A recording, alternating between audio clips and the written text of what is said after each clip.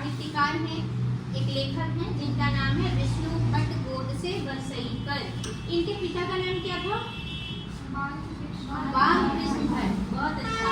इनके पिता बालकृष्ण भट्ट के पुत्र हैं विष्णु भट्ट गोडसे बरसईकर। इन्होंने लिखा है क्या? आपको देखा बदल। ये कहाँ के थे?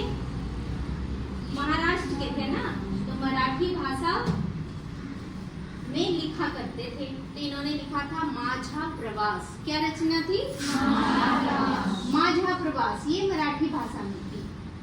माझा प्रवास जो लिखा, इसको अमृतलाल नागर साहित्यकार हैं, लेखक हैं, उन्होंने माझा प्रवास को अनुदित किया हिंदी में और उसका शीर्षक दिया आंखों देखा गदर। आंख तो समझ रही हो? चलो ध्यान दो। तो आंखों देखा गदर लिखा किसने? विष्णु भट्ट गोडसे बरसईकर ने। और इसका अनुवाद किया किसने? अमृतलाल नागर ने। हिंदी भाषा में वो लिखा हुआ था, मराठी में और शीर्षक दे दिया आंखों देखा गदर। पहले लिखा था माझा प्रवास, इसी को अनुदित किया। तो आंखों देखा गदर में इन्होंने बताया यह जो घटना घटी है 1857 में, जो सिपाही विद्रोह हुआ और भारत का सर्वप्रथम आंदोलन हुआ था। उस समय शासन किसका था? अंग्रेजों का। हम भारतीयों को गुलाम बना लिया था और हम पर शासन करता था। हमारा ही देश और हम पर शासन कर रहा है, गुलाम बना दिया। तो इसका विद्रोह किया सर्वप्रथम मंगल पांडे ने। कहाँ से सिपाही विद्रोह किया था? मेरठ से शुरुआत हुई थी इसकी। उन्होंने कहा कि मैं बंदूक में क्या नहीं भरूंगा, गोली नहीं भरूंगा, कारतूस नहीं। क्यों? कि वह चमड़े का बना हुआ था। किस चमड़े का? तो सुअर और गाय दोनों के चमड़े का बना हुआ था, जिसका विरोध हुआ। और विरोध में फिर धीरे धीरे ये लहर जो चली तो बहुत लोग आगे आ गए। इसमें बहुत सारे स्वतंत्रता सेनानी हुए। बहादुर शाह जफर हैं, बेगम हजरत महल है, हमारे बिहार से वीर कुंवर सिंह हैं, आरा जिला से राव साहब, लक्ष्मी बाई और मंगल पांडे तो थे। तो कानपुर, लखनऊ, नवाबों का शहर, इस तरह से बहुत सारे शहरों से आए और सब ने ये आंदोलन क्या किया? अलग अलग जगहों से आंदोलन जारी रखा। इस रचना में आंखों देखा गदर में, गदर का अर्थ होता है क्या? युद्ध। जो युद्ध हुआ, जो क्रांति हुई थी, वह देखा था आंखों से। इसने विष्णु भट्ट गोडसे बरसईकर ने, उन्होंने जो देखा उसे ही लिखा है। ठीक है ना? और आंखों से देखी हुई घटना इन्होंने प्रत्यक्ष आंखों से देखा है, तो वह कैसा भयावह रहा होगा उसका चित्रण किया है। कहते हैं उस समय जो युद्ध चला कितने वर्षों तक चला? 18 वर्ष, 18 दिनों तक। कितने दिनों तक चला? 18 दिनों तक चला है। इस 18 दिनों की चर्चा है। और शुरुआत करते हैं लेखक कि कौन सा महीना था? चैत का महीना था। वही जो चैत वैशाख में फिर गर्मी आने लगती है, तो उस समय फिर शुरू होता है, शुरुआत होती है। फिर होते होते कैसे 18 दिनों का युद्ध होता है और युद्ध में कौन कौन शरीक होते हैं और अंग्रेजों के कैसे छक्के छुड़ाते हैं। महिला होते हुए रानी लक्ष्मीबाई ने क्या किया? अंग्रेजों के छक्के छुड़ा दिए, है ना? सबों को परास्त कर दिया। और एक छोटे से बालक हैं और उस बालक को इन्होंने पीठ पर बांध दिया। किसने? लक्ष्मीबाई। और घोड़े पर सवार होकर हाथ में तलवार लेकर उसे ऐसा युद्ध किया, ऐसा काटती थी शत्रुओं को, लगता था कि भगवान शंकर को मुंडों की माला चढ़ा रहे हैं। इस तरह से इन्होंने युद्ध किया। तो प्रत्येक दिन का इसमें वर्णन है। यह सार मैंने बता दिया, पहले ही पढ़ाई हो चुकी है। प्रत्येक दिन कैसे कैसे युद्ध हुआ, किसने लड़ा, और तोप में जो गोले भरे जाते थे वह कैसे भरे जाते हैं, कैसे कैसे किस दिन कितने लोग घायल हुए, वे सारी चर्चा इसमें है। तोप में जो गोले भरे जाते थे, गोले लगभग 50 किलो का हुआ करता था, इतना भारी। और फिर इस तरह से अंग्रेज परास्त हुए। अंततः जब 18वां दिन का युद्ध हुआ, उस समय घायल हो जाते जाती हैं। कौन? लक्ष्मीबाई। रानी लक्ष्मीबाई। कहते हैं क्या मुरार में, जगह का नाम है, घमासान युद्ध छिड़ गया, झांसी वाली के गोली लगी।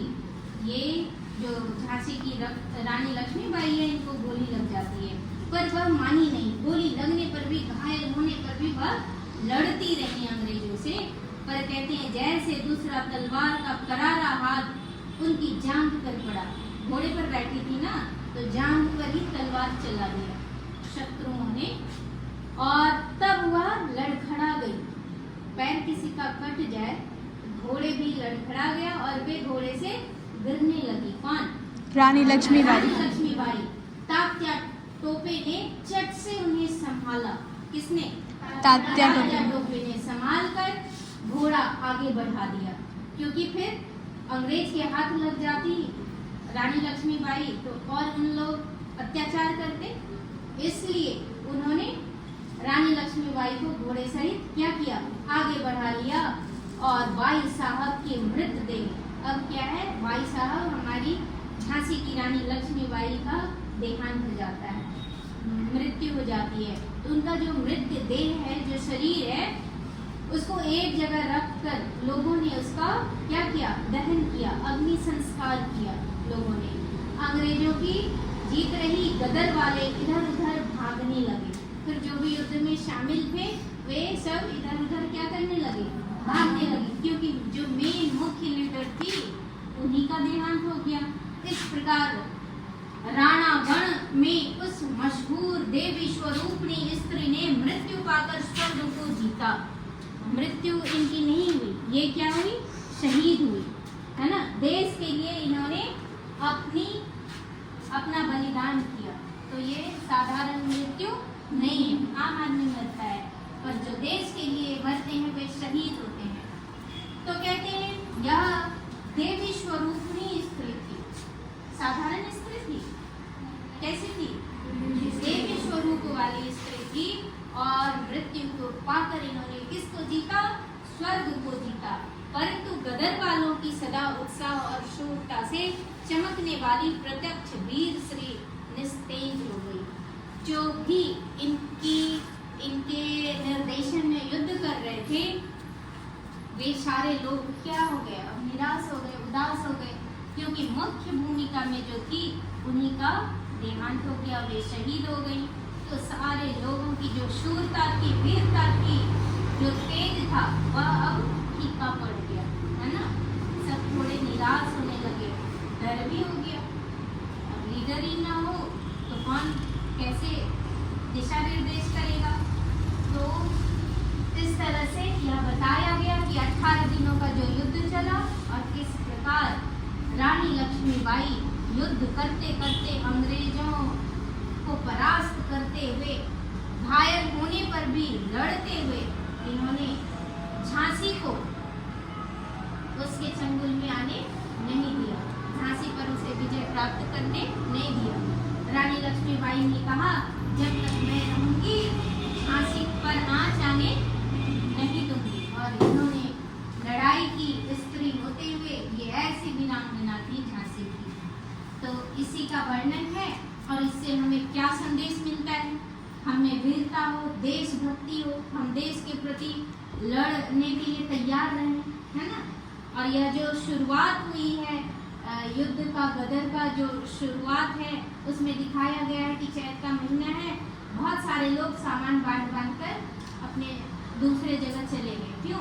सबों को पता चल गया कि अब युद्ध आरंभ होगा, युद्ध होने वाला है। जैसे पहलगाम में घटना घटी थी ना, तो इसका बदला लेना था। तो हमारे माननीय प्रधानमंत्री ने क्या कहा कि हम कौन सा ऑपरेशन चलाएंगे?